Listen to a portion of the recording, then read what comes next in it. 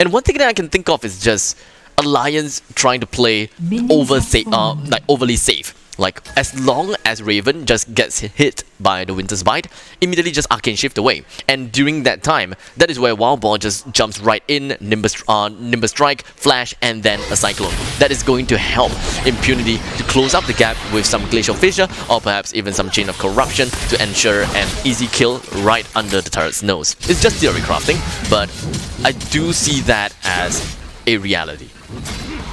CWJ, oh, look at that damage though. It's not right clicks, but the auto attacks from Court d'Ivoire is pretty painful. But see that after he just backs away, Court d'Ivoire should be able to heal as the regenerative passive of Garen allows him to keep topped off and stay in the lane.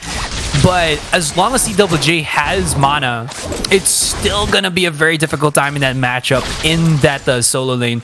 Swirled and the rest of Alliance, they really love to go for this dual lane in the mid where they keep Swirled in actually a really bad spot. And the immediate jungle invade from Alliance is so prevalent that Impunity, they have to answer back, but can they really, as SSK, Shin Sakai has shown to be a very capable Graves here, and losing, not hitting that concussive blow, just hinders their initiate even more. Quite a lot of emphasis down onto Impunity's jungle. They're just trying to snap the Rambo back for themselves. But I'm not too sure how this is gonna be like, because Impunity has invested in a lot of manpower down south.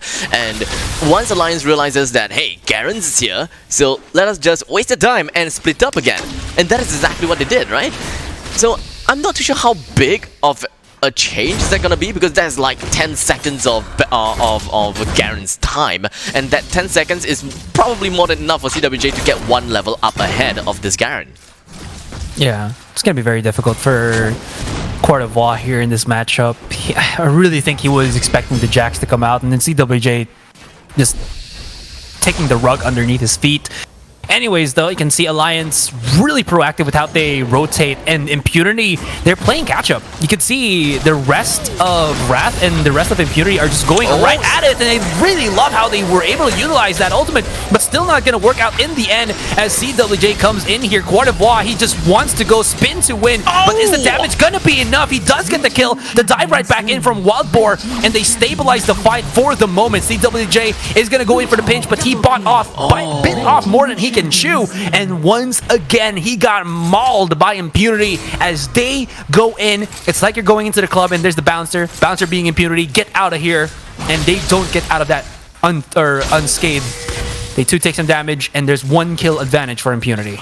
That's pretty sad for the side of Alliance. CWJ overextending himself, trying to get himself into the faces of both that Orianna as well as the Wukong, only for him to not be able to get any kill for himself, and even he himself had to go down. So a little bit unfortunate on that note, but Alliance can definitely come back in the game as long as they identify what is wrong and how else they can play this game.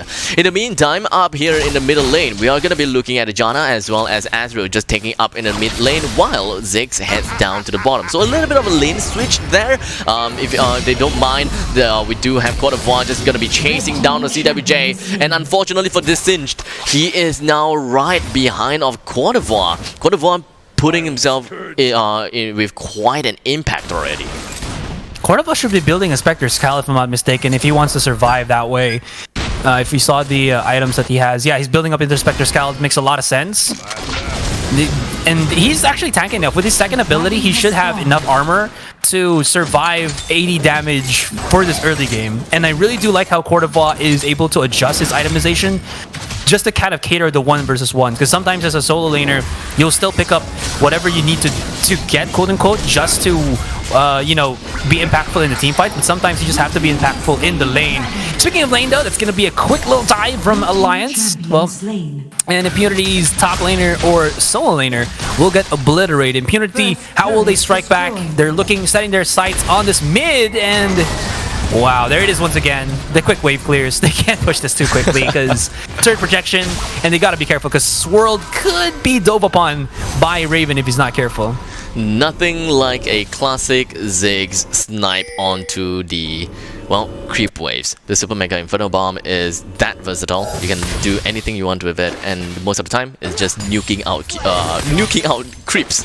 And that is going to allow Alliance not put any man in this in the middle lane and still have a decent amount of control over that, because, well, as long as Ziggs is somewhere around the jungle just moving on about, the ultimate is more than enough to just clear the wave and ensure that Impunity have no way to continue pushing. But speaking of pushing, it does seem that Alliance is putting quite a lot of emphasis on this quarter war after they realize that he is putting quite an impact. In fact, putting 4 people down to the bottom lane just to handle this Garen. The amount of respect that Alliance is putting out there is baffling.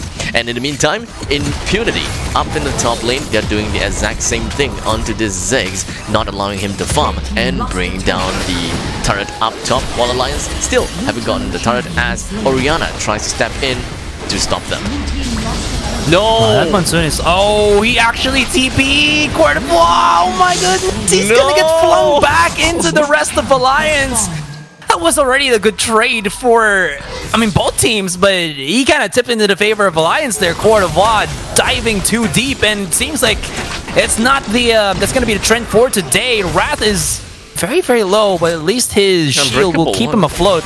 Impunity, they know that the rest of Alliance is here on the other side in the red side jungle, so they make quick work, get that Rift Herald, give it to the Varus, and stabilize. But Court of War deep diving like that, I'm not sure what he wanted to happen. Maybe he just wanted to open the Rift Herald up for his team, but even then, losing in life and giving that to Alliance, I don't think was a very, very good decision.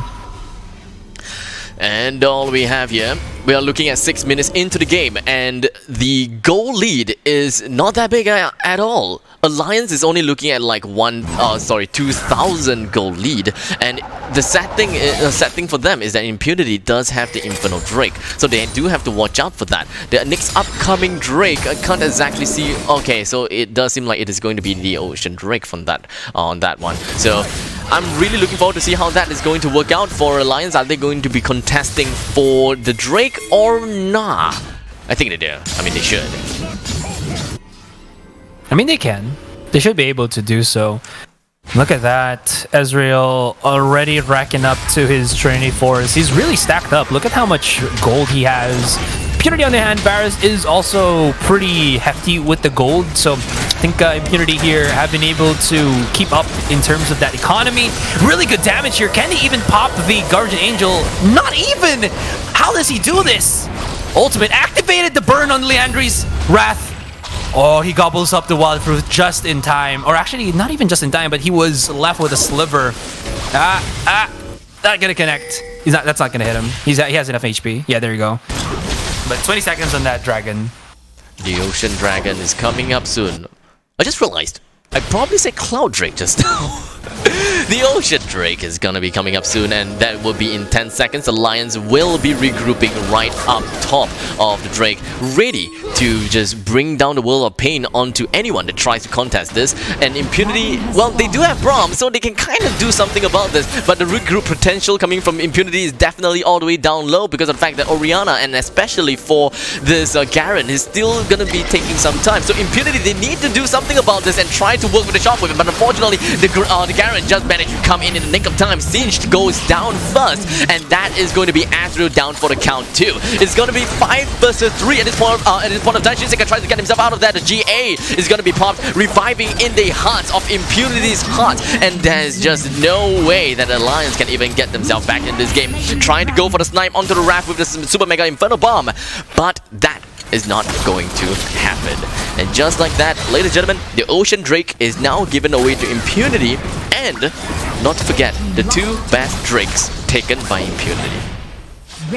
That was a great play from Impunity there. CWJ just diving too hard. There's not really much follow-up Alliance can do if he just, you know, charges right into the backline and flings one in, and I don't think he's tanky enough to survive compared to, you know, a typical maybe Alistar or Malphite. Singe doesn't play along those lines. If he doesn't have his items, he's not innately tanky, even if he can maybe mitigate some damage with his ultimate. In any case, though, really good punish from Impunity. That's what they need to get jump-started in the second game, and they're starting to build up a pretty massive lead, as you can see in terms of the items. Still no Trinity Force for Raven, but on Varus, Runan's Hurricane, and a Blade of the Ruin King. And this is great because CWJ, as a Singe that builds heavy on HP, he will get shredded by this, and there's no effective frontline now for Alliance, and this comp that they want, which is all about that poke, can get mitigated just by Wrath whipping out his shield. And just like that, the Baron is now going to be contested by the side of Impunity. It's definitely going to take some time before Alliance comes in with the regroup. I don't think that this is going to be the case. The Howling Guild just going to be sending 2% for flying right up to the sky. But unfortunately, Wukong is going to be the one that brings down the Baron. The Cyclone picks up. He gets the kill on the Janna. But how about Raven with a sliver of health? Tries to get himself away, coming in from the Barons. But he goes down first with the rest of the team from Impunity falling right back after the claiming of the objective. Because that's all they need. All they need is to bring down the Baron and then head right back off, because there really isn't any need for them to contest against Alliance. They just need to bring down the Baron, recall, and then regroup in the face of Alliance. It's great because even if they get Scarlet Petal down, there's still 4 other members of Impunity that can effectively use the Baron buff all around the map, all around these lanes, and start pushing them to the favor of Impunity, giving even more advantage for this game 2 of theirs. Now CWJ, he's gonna get maybe whacked by Wild Boar, but still gotta be careful that Poison is starting to slightly stack up Leander's Torment and Wild Eyes Crystal Scepter, but up slow, and extra burn is here. If Alliance can survive a slight bit more and CWJ can set things up with his Poison, that's going to be really good for Alliance. But for the moment, Impunity have just shown to be such a resilient team. And look at that, they're even working their magic all across the board with Coeur d'Ivoire on the solo lane, just whacking, wailing on the turret by himself. It's currently 9-6, 12 minutes in. Impunity needs to get this turret down. They need to try to bring Alliance to the with their back against the wall. No matter what they do, they gotta have to try to end this game fast, because Alliance probably scales a lot better than Impunity. Because we're looking at Azrael, we are also looking at Graves, the late game machine. But unfortunately, Impunity has went for a trade for a it's not unfortunate actually. It's a Braum trade for a second tier turret in the middle lane trade. So ultimately, it is still pretty darn good for the side of Impunity. And with the current amount of goal lead from Impunity, they can force out fights. They can try to go for a little bit more push, maybe after claiming this upcoming Drake. If you think about it as well, even if this Edriel does get into a perspective where he's threatening, his Mystic shots for a certain period of time will also be blocked by the Braum from Impunity. That would just really hurt Raven's case. Although they do find one. Oh, that is such a big intro. Cryo has been crucial in just allowing Alliance to actually set up these fights. Big flank coming in from Coeur d'Ivoire, spots out Shin Sakai, but with Guardian Angel being available for Shin Sakai, Coeur d'Ivoire has set aside somewhere else. Although his burning to Leander's Torment is getting slow by the Royal Eyes as well, and everybody just wailing on Coeur d'Ivoire. And Impunity, they miss position, and Alliance take the opportunity, take the advantage to get that one up on them, and they made the great mistake. Impunity made the great mistake of thinking that Alliance won't be ballsy enough to challenge, and now there's not enough time. They can actually go for the Nexus if they wanted to.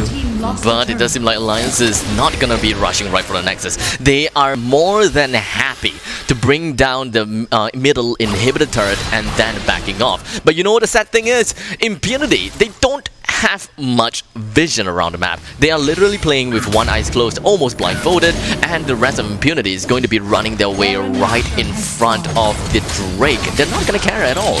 And in fact, they don't have that kind of they don't have the kind of sights. They don't have the kind of understanding as to where Alliance is. Yet they're just rushing right out to get the Cloud Drake, and I'm genuinely surprised. They are gonna just try to charge right at it. I mean, Impunity, they can get all the dragons that they want. It's really good for them, but if Swirl gets out positioned like this, yeah, he doesn't have a flash out as well. He just wanted to get some vision off, and Alliance was there to pull the trigger. They weren't even in position, and the Mega Inferno Bomb is gonna soften them up, especially with the Leandries active and well. Wild Boar has been prompted to use his ultimate, and in the end, this is where Alliance just shows off their pack. This is where it becomes quite crucial for them. The set adjustments of Alliance and the rest of them still just fighting. They're not even done just yet, and Raven is going at it. Wild Boar, though, he's gonna just sacrifice his life as well as Rich, but that still does not stop them from getting that Baron, as Shinsekai, being a Graves that he is, makes quick work of it. I don't know about this. In the end, it's going to be 4 versus 3. If Impunity just regroups fast enough, they can kind of force something out of here. Like, I don't know, and just kind of push in with that 18 seconds that they have left, but they decided to regroup. They don't have Scarlet, though. Yeah, it's gonna take quite some time before they are able to do much at this point of time. But Alliance kicking Impunity's shin, it's gonna be kind of painful right now, especially since Impunity initially they had the advantage, right? They had an advantage whereby Impunity they can basically send the Garen in to spin to win. But now at this point in time, it is Alliance's turn for the Singe to walk to win. Man, I'm just looking at the items here for Wukong and Garen for Quart of War and Wild Boar. They don't really have that many damage items. Like for Quart of War, he hasn't even built a Black Cleaver or something to make his spin to win threatening to anyone he sticks to. He's built up Sunfire Cape, not Rune Cape, but the I forgot the name again. The Adaptive Helm, as well as the Randuin's Omen. There we go. So this is a lot more of tanking, so he can absorb damage. But the thing about that, though, is this itemization that he has gets incredibly brutalizingly punished by Leandries and Blade of the Ruined King, which Alliance has in spades. And look at that, he can't even do much. Big team fight right here. Cyclone will be used by Wild Boar, but Cryo and Raven stopping the rest of Impunity from coming right in. And even if Rich was dove upon by Wild Boar, while even he was low, the more important members of Alliance, which was Cryo and Raven at the time, not getting really punished whatsoever because they just don't want to go through the pain, the landmines that is the skill shots of these two damage dealers. Well, everything is happening in the bottom side of the lane. Graves were going downtown at the top. He did manage to deal with the Garen at that, so all of the inhibitor turret is now pretty much gone. Raph brings up his Unbreakable and ensures that he is absorbing all forms of damage. With 4 versus 5 and make that 5 versus 4 now. 4 versus 5, sorry. Garen is still on a respawn timer of 15 seconds, and the Alliance is trying to push out for this. And here we have Azro just melting the people down. Scarlet Petal almost going straight down and trying to go for the ultimate. But unfortunately, while they were too fixated onto the Azro, as so was I, the rest of the team from Alliance manages to close out the game, hammering down on the Nexus, and gave themselves with a 2 wins in a row. Impunity, they had that in the bag, and then slight misposition from Swirl twice has led to Alliance mounting a incredible comeback where I felt like Impunity just did not have enough to get it back on. Scarlet Petal, he looked stacked. Like, look at his items. He's 4 items already: Blade of the Ruined King, Ruden's Hurricane, Infinity Edge, and Bloodthirster. It gives him so much damage, but then when Swirl was just dropped down, when they lost their utility on that Orianna, Impunity couldn't really protect the squishies that they needed to, in Quart of War not building any relative damage whatsoever. It really hurt his case. Granted, of course, he had to be the front line, but building like that doesn't put him to a point where he's gonna be threatening to Alliance. And even if he dives right into the back of the site, back of the line, back of the enemy team, he's just there, just spinning to win, but not really winning. Oh my god. Okay, so you know what? Singe is the main reason Alliance win. I'm calling it. Singe wins because he walks and poison and just kills everyone along the way while people trying to do stuff. I don't know. But ultimately, I just want to put out another huge performance bonus to Impunity. Once again, this was not an easy game for Lions, that is for sure. The early game dominance that Cote d'Ivoire was able to put down onto the board